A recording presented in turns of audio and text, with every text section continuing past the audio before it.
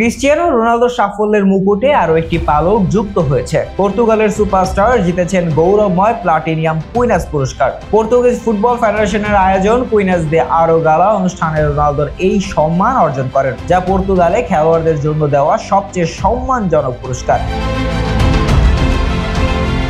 তবে পুরস্কার পাওয়ার পর রোনালদোর মন্তব্য কিছুটা রহস্য সৃষ্টি করেছে। পেশাদার ক্যারিয়ারে 900 গোলের মাইল ফলক স্পর্শ করার পর 1000 গোল করার আকাঙ্ক্ষার কথা বলেছিলেন রোনালদো। যদিও এখন তিনি দারুণ ফর্মে আছেন, 1000 গোলের লক্ষ্যে পৌঁছাতে তাকে অন্তত 2 থেকে 2.5 বছর আরো খেলা চালিয়ে যেতে হবে।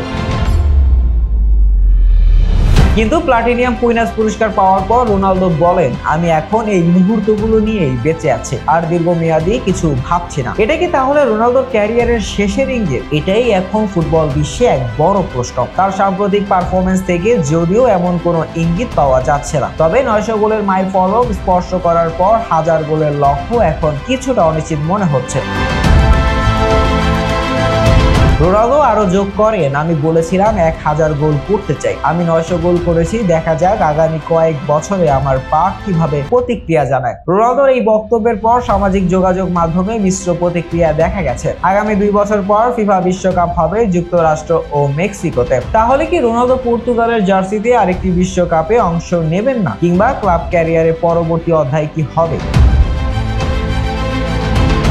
তবে রোনালদো মনে হয় এসব নিয়ে খুব বেশি চিন্তা করছেন না। তিনি নিজেই বলেছেন, যদি আমি 1000 গোল স্পর্শ করতে পারি সেটা অবশ্যই ভালো হবে, যদি না পারি তাও সমস্যা নেই, কারণ আমি এর পরেও ইতিহাসের সর্বোচ্চ গোলদাতা থাকবো।